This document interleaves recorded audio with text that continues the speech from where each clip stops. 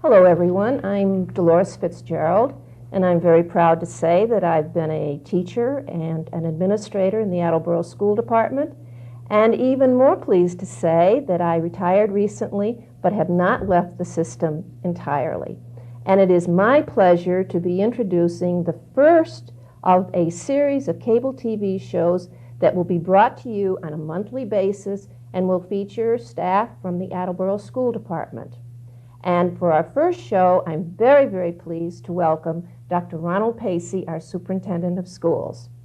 Now, Dr. Pacy, I know that you've been on the job for 5 months and that you've been very, very busy, not only doing the actual work that day-to-day of a superintendent, but you've been very visible in the schools, meeting staff. Would you like to share your impressions of the Attleboro school system with us?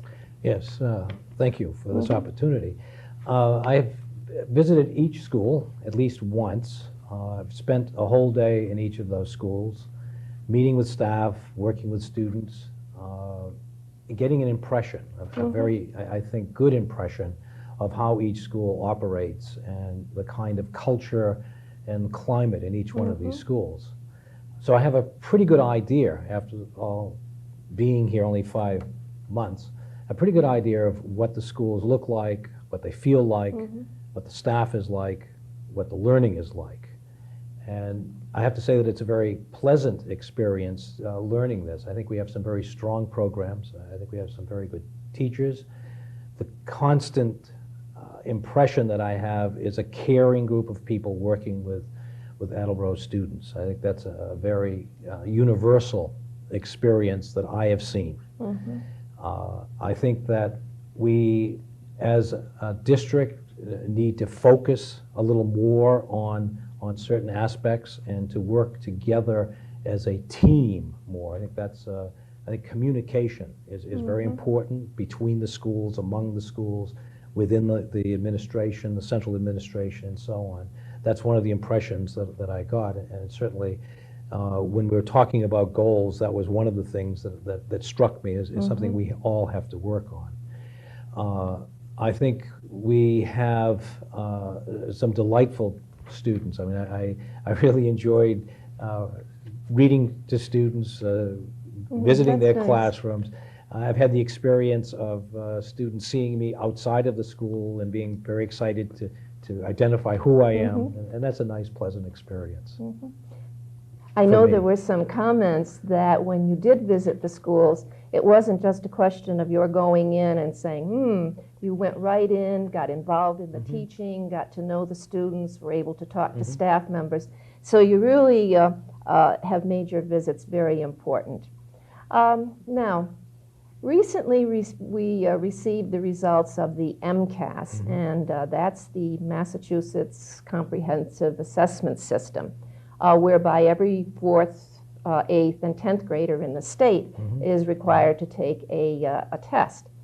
Those tests were taken last spring when you weren't here, and we received the results in November of this year. I know you've had a good opportunity to look at them. Please tell us your view of the Mcas results for our Attleboro students, and in view of those results, what your plans are as far as the future.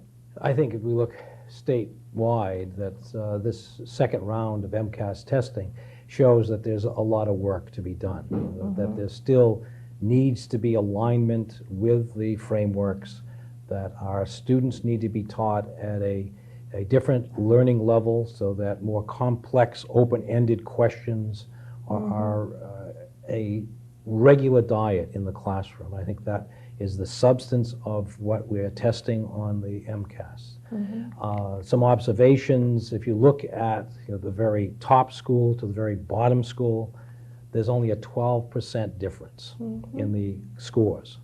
Between Attleboro and the top schools, we're about in the middle, and there was a 7% difference.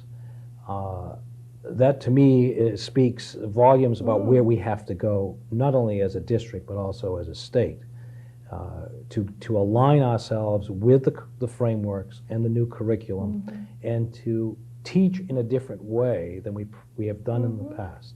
And we also have to take some very take it very seriously that MCAS are not going to go away. Absolutely. The frameworks are not going to go away. We have to look at the present 9th grade class, the class of 2003, and understand that they're going to be held responsible for the first time for passing the MCAS in the English language arts and mathematics, that if they do not pass this test at the level that has been set by the Department of Education, they will not graduate until they do pass.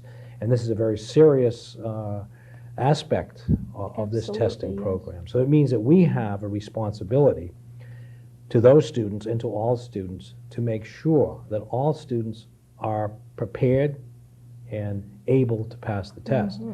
It means that we have to look at our curriculum, especially at the high school level.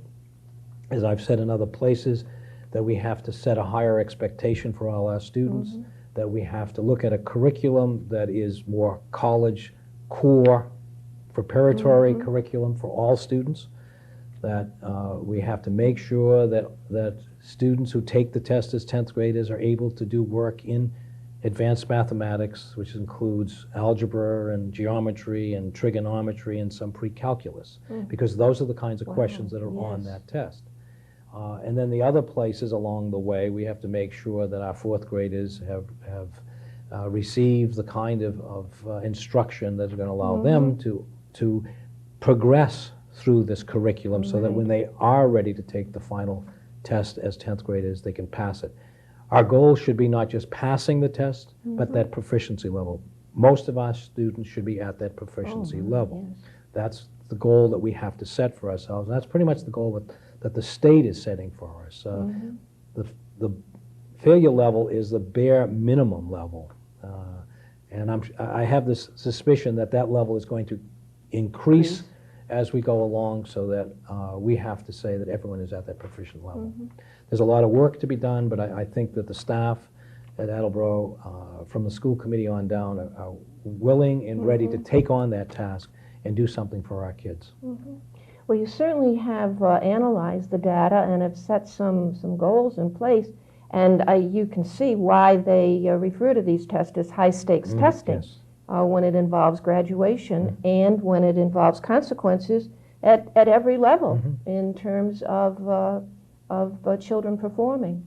It's been said that there's many state-type tests around the country, that this is the most difficult test. Of the 300-odd tests of this nature, this is perhaps the most difficult. Well, then in that case, we really have a lot to do. We do.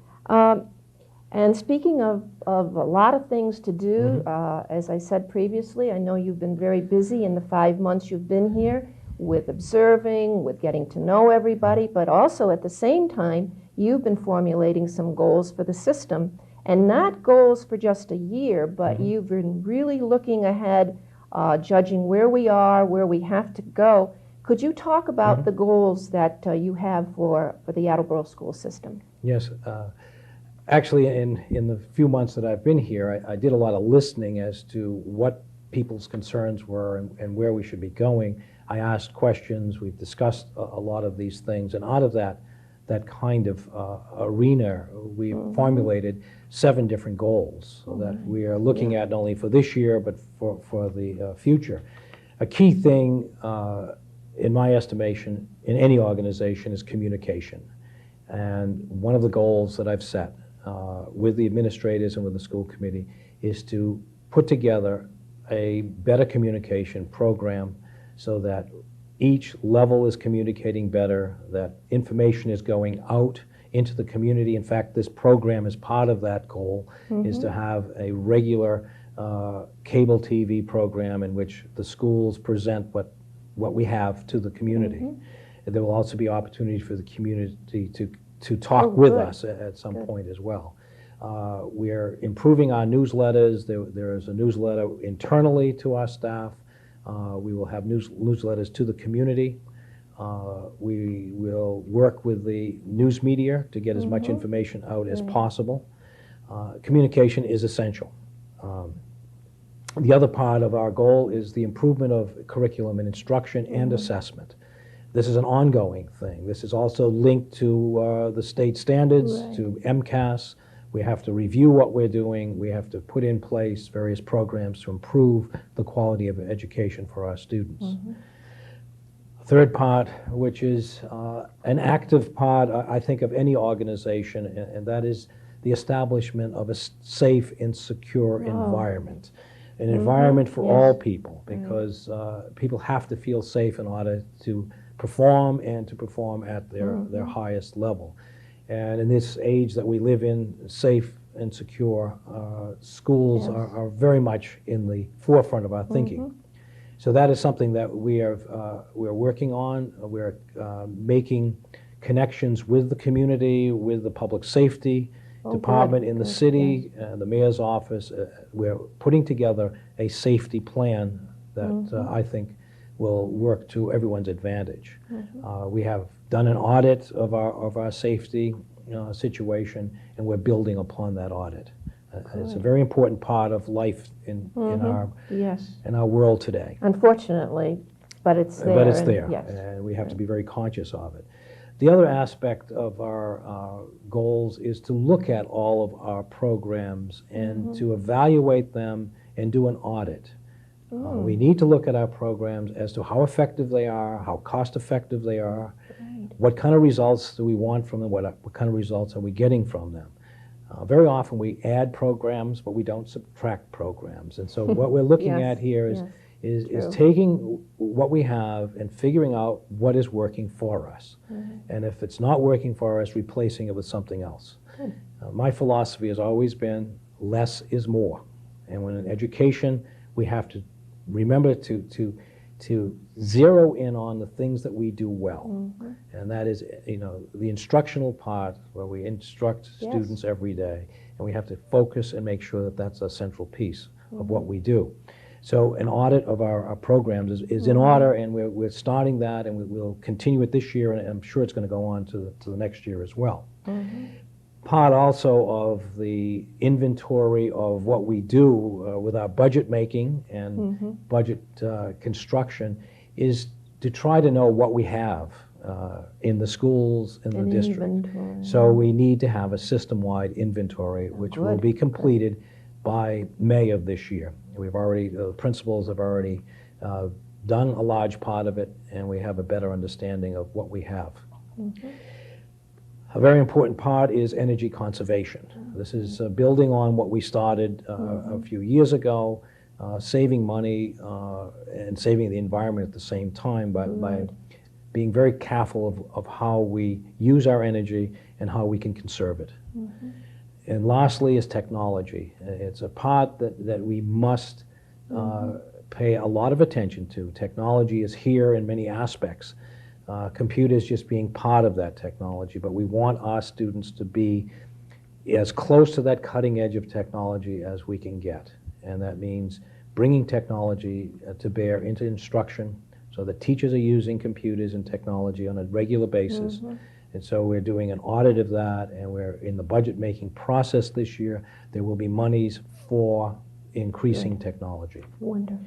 So those are the 7 areas that we're looking at for goals for the school district. I welcome any comments from people or any help along the way as well, because we're aiming at this. This is our goals. I mean, we will have to modify and we'll have to change as we go along. But this is the basis of what we're going to be doing for the next year or two.